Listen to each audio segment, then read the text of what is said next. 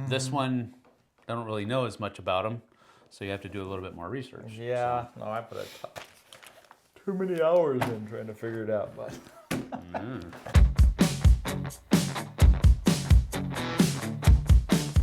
Hey folks, welcome back to the Dice Tower. I'm Sam. I'm JT. And this is our bottom 5 games that we are anticipating for the year 2025. That is to say our numbers 10 through 6. This is not a bunch of games that we're anticipating because we're going to hate them. Come on, people. We could put 4,000 games on there already. We could. We could. Goodness So gracious. 4,000 games we don't want to play. Exactly. There you go. Normally we put like, we talk about our average weight of the games and all that.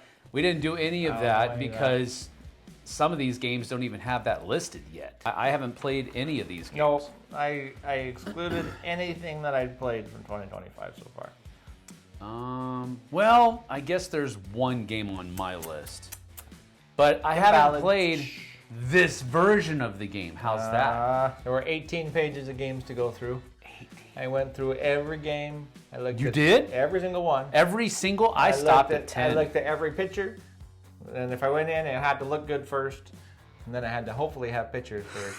I went through like some of these games did not have a lot of pictures. They had box tops. Screen cover or box top. I didn't. Right, that one. right, But yeah. I stopped at page 10, so I did go through 1,000 games. That's too much.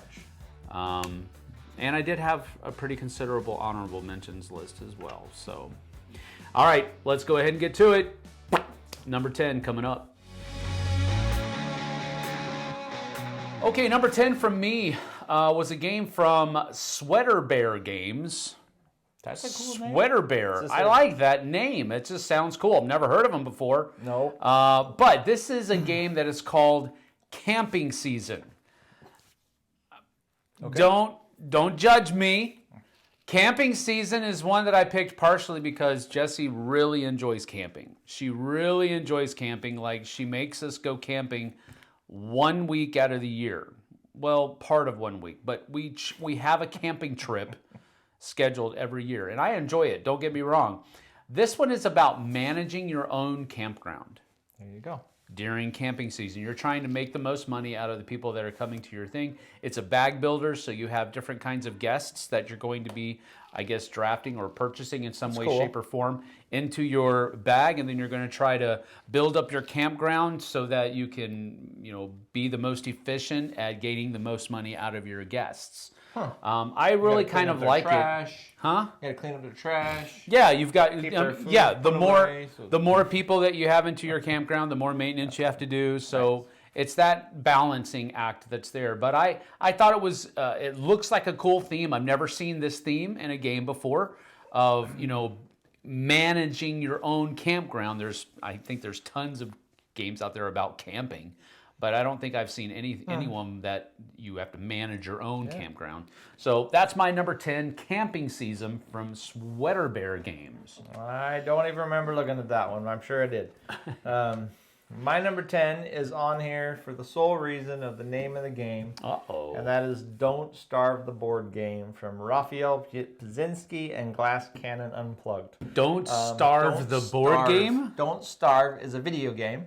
Uh-huh. It came out about the same time as Darkest Dungeon, or there's a colon it's there. Called Don't Starve. Okay, Don't Starve the board game. Yes. Yep, but Don't Starve. You're a little character. It's very roguelike. You're running around a map. You're trying to collect, all the different materials to build your house. You're getting attacked by monsters and stuff like that. So I'm very, very interested. There's not much on it, but I'm very, very interested to see how they adapt that. There's been a lot of pretty good. There've been a lot of really good adaptations lately with Slay the Spire and things like that. Don't Starve is very much a roguelike game where when you die, you die. At least in the game, unless you have like this stone that you found that will give you a resurrection or once, but you're pretty much toast. And it's a very cool little game on the computer. So I'm excited to see what. No, that's cool. I mean, if you have a designer that is a fan of the video game, usually that works out pretty well. Yeah. So that's a valid reasoning for picking it. Yep. My number 9 is from Skellig Games. It's called Norseman. It is a Euro-style Viking game. So there's going to probably be not a spotlight shined upon combat. There's going to be other things involved. I do like, however, the artwork in the game has some pretty gritty looking artwork for the actual Viking cards and that kind of thing. The board itself looks rather Euro-y. Yeah, the board looks a little sad. So Yeah. Currently, I don't know if it does. But I mean, it's why it didn't make it on my list. It's not out actually. yet. Yep. But here's the thing, and this is one of the reasons why I picked it for my list, because I'm really big on theme, and I do like Viking themes. Yeah. And of late, there have been a lot of very thematic Euro games coming out. For sure. So I'm willing to give this one a try, whereas a few years ago, I probably wouldn't have, because the tagline is literally a Euro-style Viking game. And I would have been like, pass. But there's been a lot of thematic Euro games out lately. Worker placement, really love that mechanism. Multi-use cards, I really enjoy that mechanism. And then there's also some deck building in there as well. And it's a Viking-themed game with great artwork. So I'm all in. That's my number 9, Norseman. Yeah, that one would have been on my list, except for just the look of it. The board looks a little currently sad. in the pictures. I don't know. But the artwork on the cards looks really good. Yeah, So we'll see. but the board looks like a prototype board, so who knows? Exactly. But yeah, that hopefully it's good. My number 9 is from Reiner Knizia and Bitewing Games. Oh. And it's called The Iliad. The Iliad. It is very kind of abstract game where it's a 2-player game where each of you are placing tiles on this board, and I think the tiles are your units, and there's just several different tiles, but you're placing in this grid. I think it's like a 6x6 grid or something like that. And you're just placing your different units, and each ones have different effects based on where you place them. Yeah. It's very like I don't want to say a chess-like game, because once you fill the board, and it has a mechanism where once one of the rows or columns, I think whoever puts the last tile in that one gets to score it. Yeah. So you're trying to balance so that the other person doesn't get a score. It just looks like a very cool 2-player abstract. Yeah. A neat little artwork style. And it's Reiner Knizia, so it's worth a try. Sure. Iliad. So That's cool. Good choice. that's all I gotta say, right? Troy Yeah, I mean, sure, yeah. Troy and Reiner Knizia, that's a pretty good match. All right, my number 8 is a game from Slugfest Games, and this is about building the town of Positano, Italy. So this is called Positano. Yep. Now this one, you're basically going to be open drafting different buildings that you're going to use to build up the buildings, but you're competing for views of the bay or the water. And the pictures that I've seen, you have these huge, like, column-esque 3D component, buildings, yeah. but they're 3D components, and you've got 3 different levels, and some of the ones are blocking the view of the other buildings, so you're trying to build those buildings up higher. It looks really interesting to me, honestly, and I like those kinds of games where you have some type of city building aspect that's kind of baked into the theme of the game. And when it's one of these places that's a real place, I also like that as well. Just has kind of like a hook in it for me. But open drafting, 3D movement and placement, that type of thing, it looks interesting to me. But that is Positano from Slugfest Games. Interesting. Okay, right on. My number 8 is a game from John D. Clare and Renegade. Ooh. And this is a game called Unstoppable. And you're taking on characters in a very dystopian future. It's a deck building game. I know that you have like your player cards come down, and it's a card crafter too, so that you put your card down, and then as you slide these other tiles underneath it, it will give them different abilities and powers. That's cool. But it's deck building, it's roguelike, with the card crafting, and it's got really nice artwork. I don't know a lot about how it plays, but the mechanisms seem very cool. Yeah. And the artwork looks very cool. I think this was a Kickstarter. although I didn't back it at the time. So, but it is supposed to be coming out. So something I'm interested in looking out for sure. Sweet action.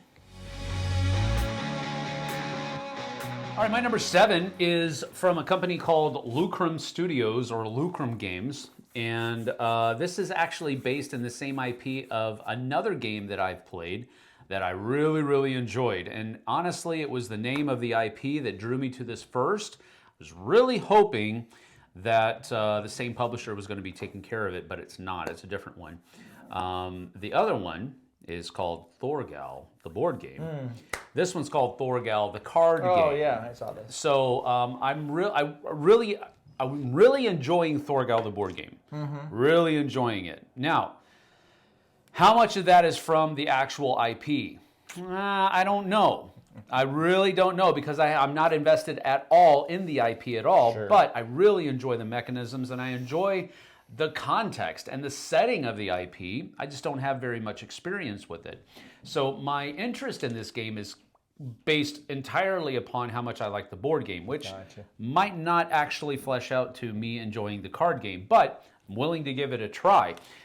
You've got variable player powers, hand management, and a little bit of take that in there. And that's really where my interest begins to wane a little bit.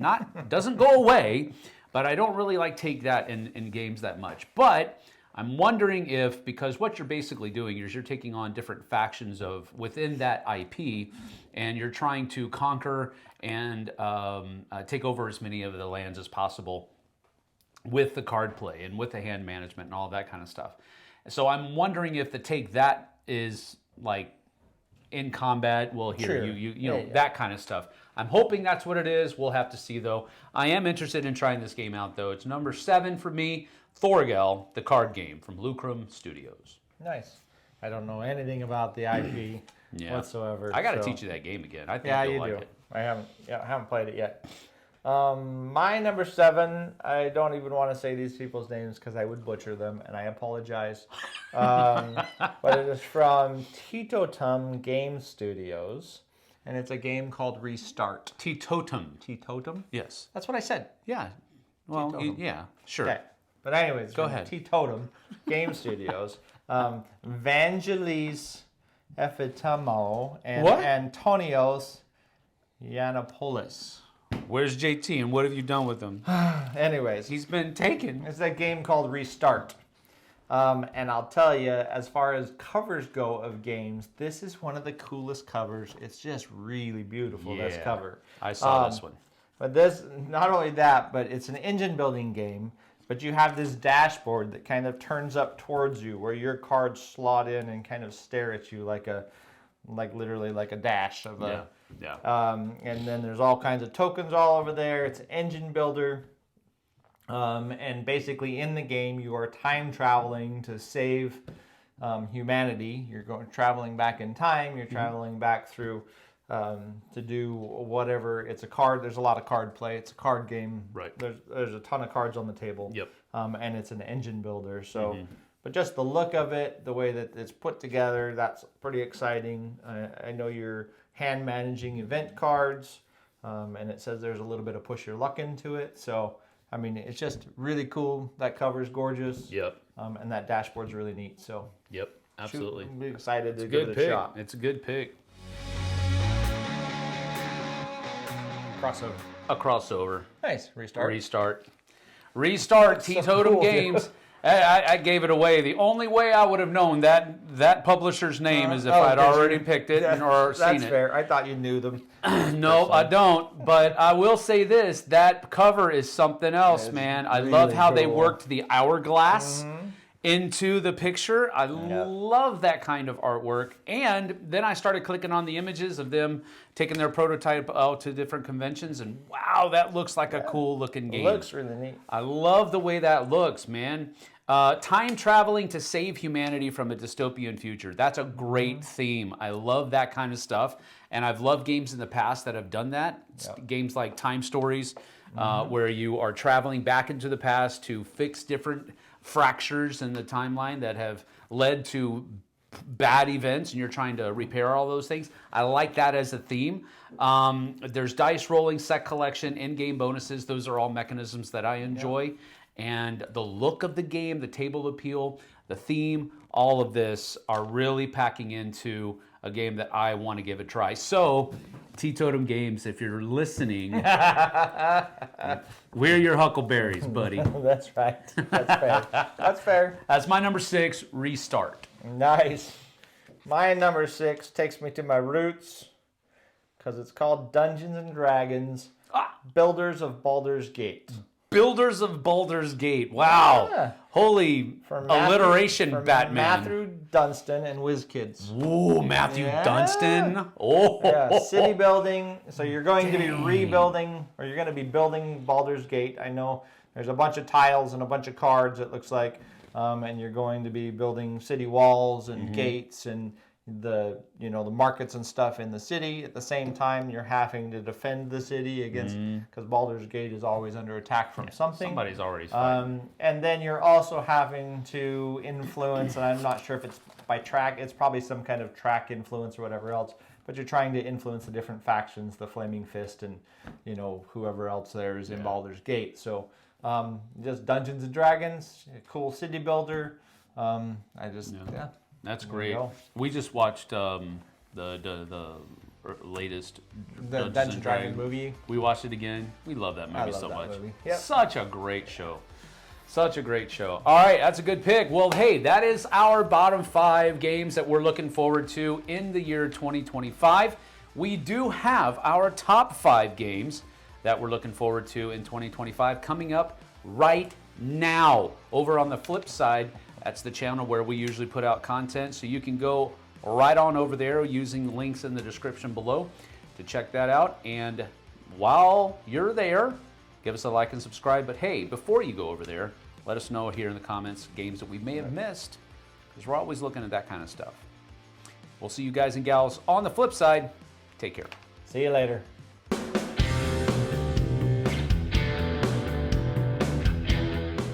Hey everybody, thanks for watching this video. If you like this review or whatever you just watched, wasn't it amazing? Check out our channel, Dice Tower.